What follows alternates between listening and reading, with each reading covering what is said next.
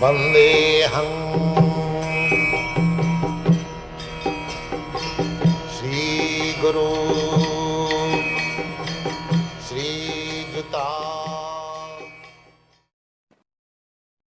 Om Namo Bhagavate Vasudevaya, Om Namo Bhagavate Vasudevaya, Om Namo Bhagavate Vasudevaya.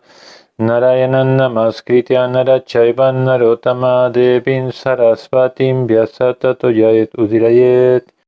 Antes de recitar este Srimad Bhagavatam, que es el medio de toda conquista, uno debe ofrecerle respetuosas reverencias a Narayana, la suprema personalidad de Dios, a Narayan Rishi, el ser humano supremo, Sarasvati, la diosa del conocimiento, y así la Vyasadeva, el autor.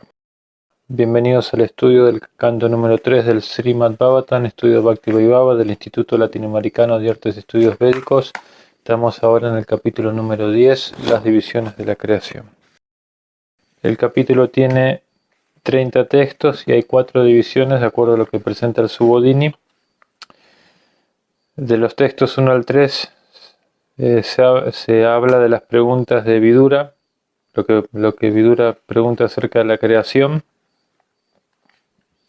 Quiere saber cómo Brahma llevó adelante la creación, la parte de la creación que él tenía que hacer ya a nivel práctico. Los textos 4 al 9 se explica la división de los 14 sistemas planetarios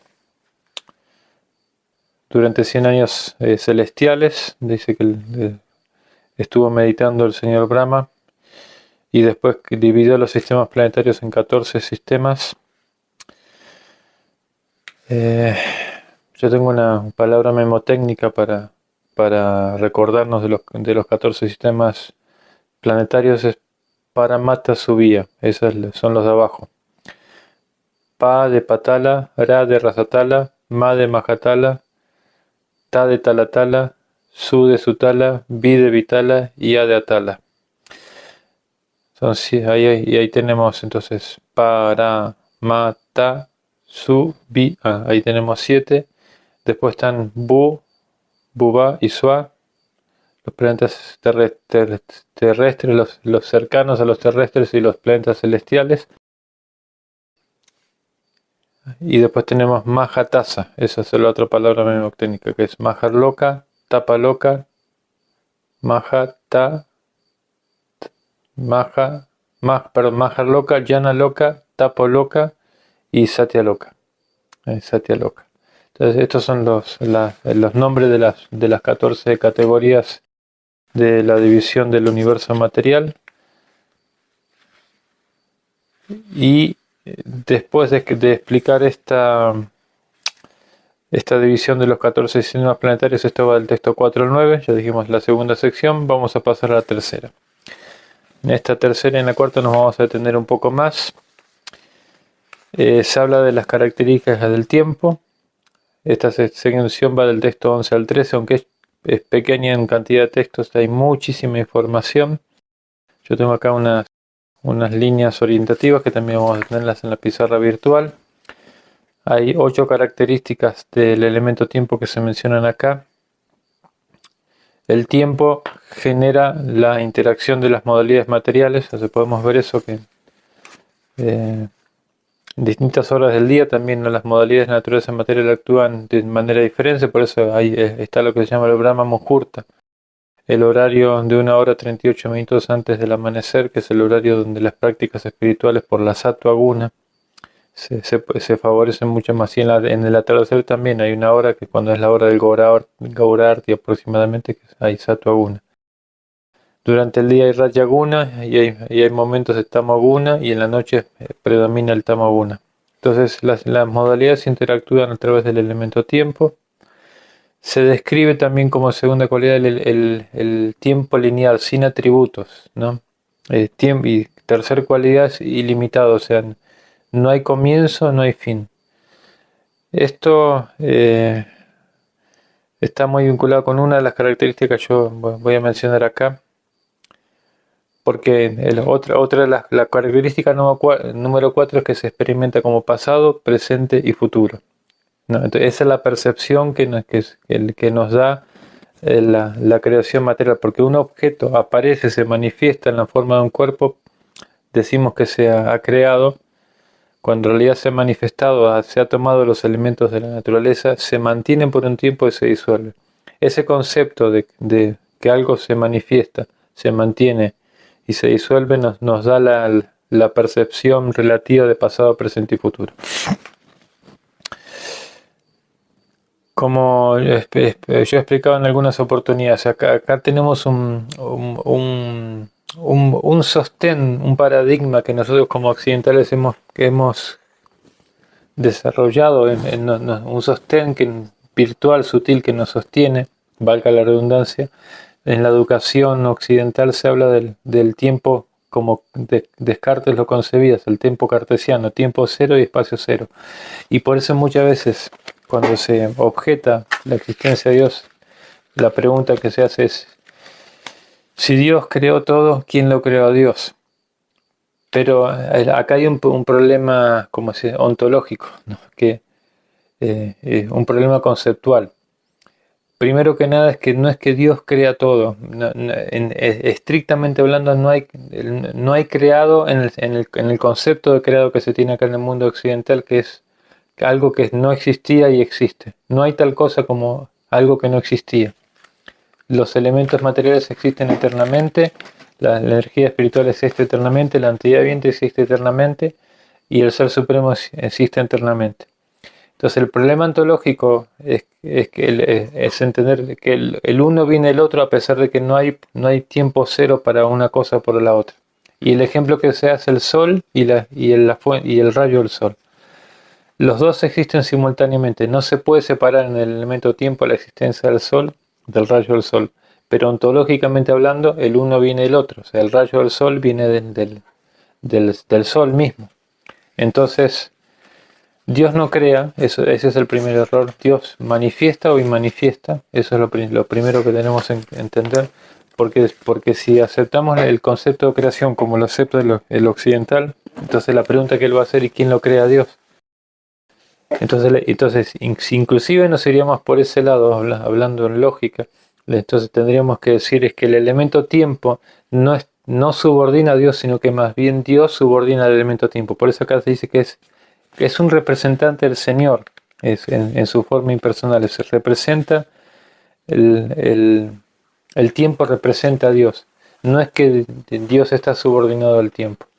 Entonces, si nosotros salimos del paradigma cartesiano y entendemos el paradigma védico, entonces vamos a poder entender el abordaje védico de la creación. Y vuelvo a repetir, cuando hablamos de creación hablamos de manifestación. Mismo Krishna cuando aparece en el mundo material dice, Sriyamyaham, yo me manifiesto, no hay tal cosa como creación. Usamos esa palabra para poder traer el punto, o sea, para traer la idea de que algo se está manifestando, ¿no? De un estado inmanifiesto que en el estado manifiesto existe ese algo. Bien, entonces, como decíamos, la característica 5 es que el tiempo aleja la materia de Krishna, ¿no? Pues mismo el capítulo 7, texto 4 del Gita dice, Vina prakriti rastada, ¿no? Bhumirapo nalovayoka mano vidirevachahan karanitiyame Vina prakriti. Esta es mi energía, está separada de mí. Y la que lo separa es el elemento tiempo. Dijimos también que la otra característica es la forma impersonal y manifiesta de Dios. Es la representación de Dios en el mundo material.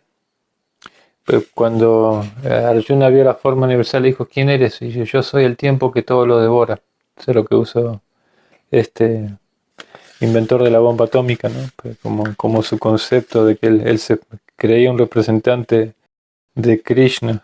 Sí, llegó a ese nivel de distorsión en su mente. En el sentido último, como dicen Sanatan Goswami cuando lo vio al rey musulmán, le dijo, el puesto de Dios, el puesto de rey es una representación de Dios, entonces por eso le ofreció respetos a esa energía que crea Dios como director. Entonces, si alguien gestiona algo tan magnífico como matar a miles y miles de personas, como Oppenheimer, está representando un poder de Dios, pero no es que él fue apoderado, fue enviado por Dios. Esa es la locura, la distorsión, ¿no?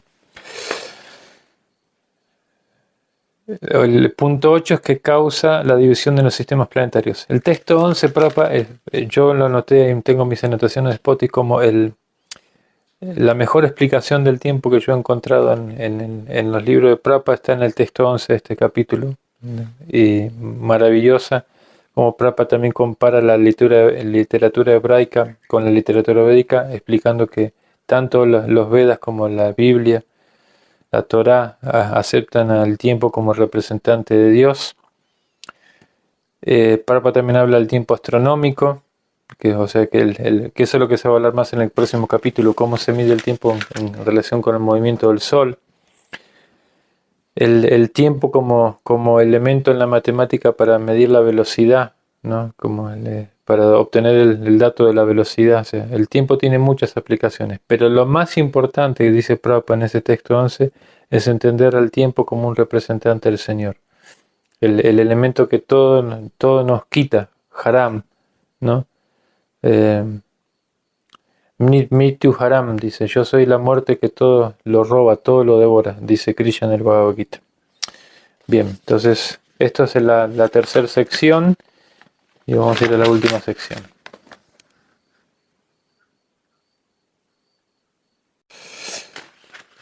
La última sección del capítulo número 10, las divisiones de la creación, van de los textos 14 al 30 y ahí es la sección propiamente dicha que le da el título al capítulo, las divisiones de la creación.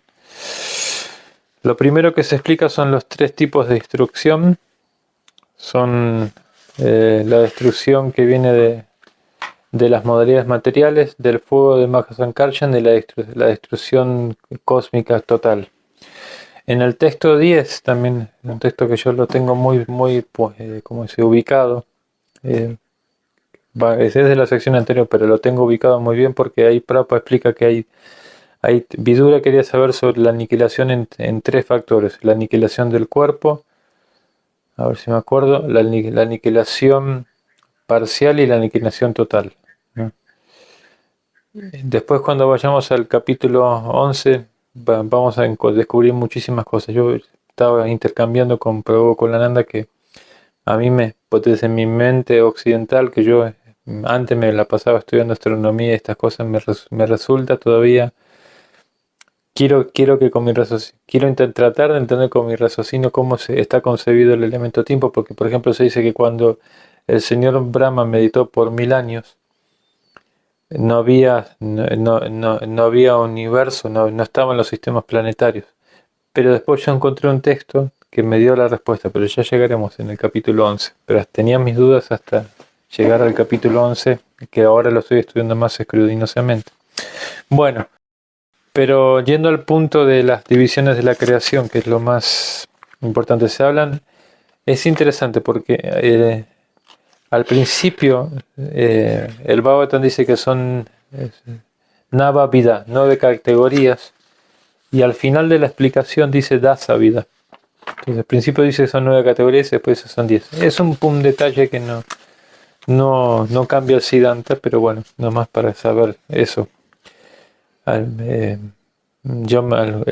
el texto de Bhagavatam dice que son 10 y al final en el último explicación de los semidioses se dice, son 9 y son 10. De estas 10, las 6 primarias se llaman Sarga, que es uno de los 10 temas del Bhagavatam, la creación llevada por Vishnu, por el Señor Supremo. Dice Vishnu tu trini rupani purushakyanya tuvidu ekatatu mahashastritu itiyan tuandasastitan tritinan sarvabhutanam. Para llevar a cabo los asuntos de la creación, Vishnu trini rupani, el Señor Vishnu adopta tres aspectos. Como Mahashastri, el primero se encarga de la creación del Mahatattva, que es lo que se menciona acá como la primera creación. Y dice Duitiyanto anda Sanstitan. El segundo tiene que ver con toda la creación del universo en particular. Pero bueno, esto es un brevario cultural. Lo termino de decir. El tercer Vishnu está al lado en el corazón del Antiguo. Son 3 Paramatmas, dice Prabhupada en el Chaitanya Charitamrita. El Paramatma del corazón, el Paramatma del universo, el Padre Celestial al que adoran los cristianos, y el Paramatma de la Maha creación. En términos de lo que se está explicando en este capítulo, la primera creación es la creación del Mahatattva, de los 24 elementos. Ya cuando hablemos del señor Kapila se va a explicar mucho más detalles. La segunda es la del ego falso y los elementos que acompañan el ego falso. El ego falso en la pasión, en la bondad y la ignorancia, eso ya se explicó en capítulos anteriores, pero acá se está categorizando mejor, de acuerdo a la versión Bhavata de la Kumara Sampradaya. La tercera son los elementos burdos, tierra, agua, aire, fuego y éter, y la percepción sensorial. Los objetos de los sentidos, ¿no? El olor, la forma. Ya habíamos explicado esto en capítulos anteriores, cómo es el orden secuencial. Primero es el sonido, después es el tacto, después es la vista, después es el gusto y finalmente el olfato. Y en cada una de estas percepciones hay un elemento que aparece, ¿no? En el sonido está el éter, es el medio de transmisor es el éter, mejor dicho. Para el aire es el elemento que permite la percepción táctil y la anterior. El fuego permite la percepción táctil, sonora y visual. El agua permite las tres anteriores más el gusto. Y en la tierra están las 5 percepciones. Por eso nuestro cuerpo tiene los 5 elementos. Bien. Entonces esa es la tercera creación. La cuarta creación son los 10 sentidos, los karmendrias y los yanendrias, 5 sentidos cognitivos y 5 órganos funcionales. La quinta creación son los semidioses primarios, que ya se mencionó también en capítulos anteriores. Los semidioses hicieron sus oraciones para saber, junto con el xenograma, cómo tenían que llevar a cabo los asuntos primarios de la creación. Ahí se mencionan que son 10. Después se va a mencionar la lista adicional. Y acá, bueno, se está hablando esto de los semidioses primarios, como la quinta creación. La sexta es la modalidad de la ignorancia. Especialmente tiene que ver no con el funcionamiento físico, ¿no? de la energía de la ignorancia, el proceso de recuperación corporal en la noche, sino más que nada la energía del olvido, ¿no? Como en el Chaitanya Charitamrita se dice avaranátmica y prayanátmica, el poder encubriente y el poder degradante, el ego falso, la ignorancia de olvidarse que uno es un sirviente de Dios, esa ignorancia, ese olvido, esa amnesia espiritual, tiene que haber esa creación para que el antiviviente juegue en la fábrica de ilusiones del mundo material.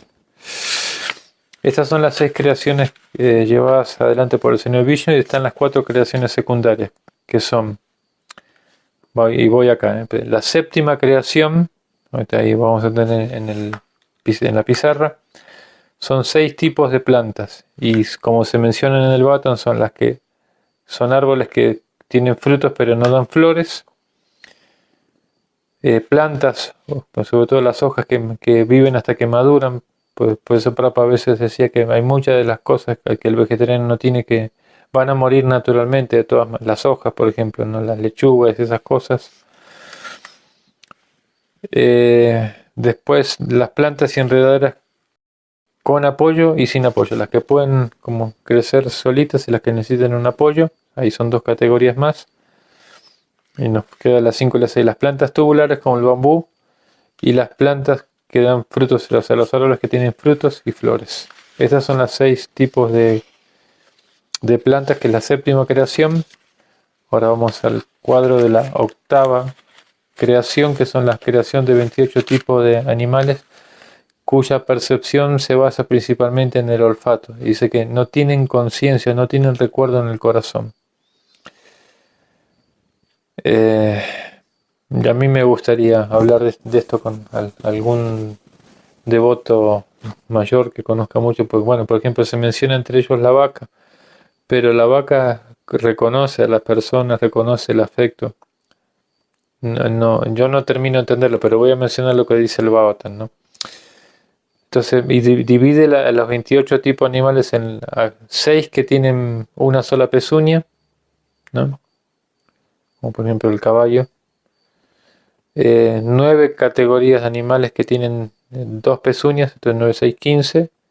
Y para completar las 28 hay 13 categorías de animales que tienen 5 uñas. Esa es la octava creación. Y en la novena creación, que está dentro de este mismo cuadro, son los seres humanos, y ahí se describe la característica que ellos se creen felices, aunque siempre estamos sufriendo. Somos Manusya Raja, se dice, ¿no? Seres muy como agitados por la maleza de pasión. Por eso Krishna dice en el Gita, cuando uno muere en la pasión, nace entre los seres humanos de vuelta, ¿no? Mucha actividad, mucho esfuerzo.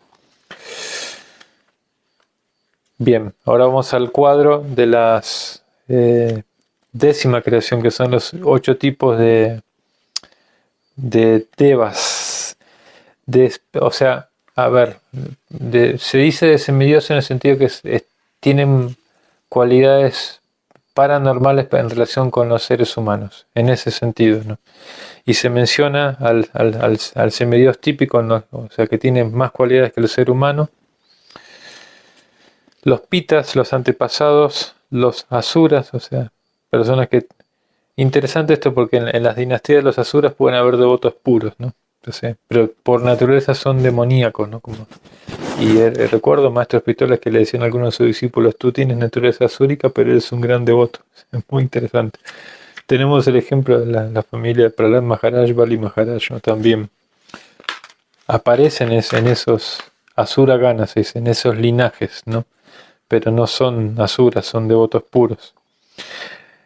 Esos son los terceros, los asuras. Los cuartos son los gandharvas, son artesanos celestiales, son artistas, excelentes músicos.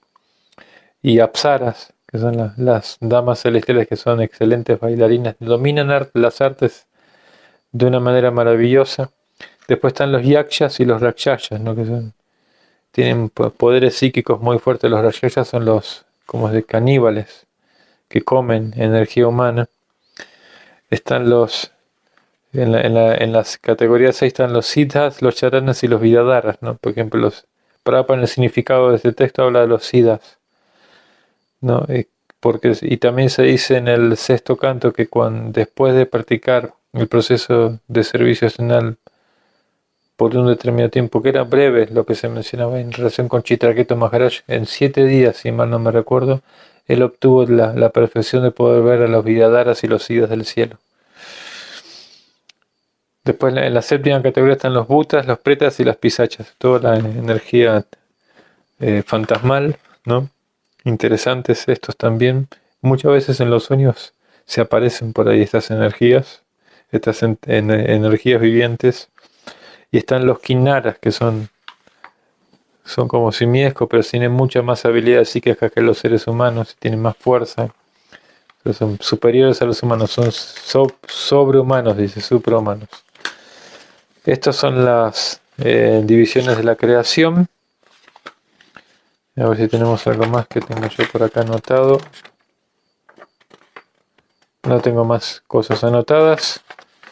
Y con esto creo que vamos terminando la panorámica del capítulo. Vuelvo a recalcar que, bueno, el texto 11 es muy importante para estudiar el tema del tiempo. Y todo esta última parte es la más importante del capítulo en términos del título del capítulo. Hare Krishna.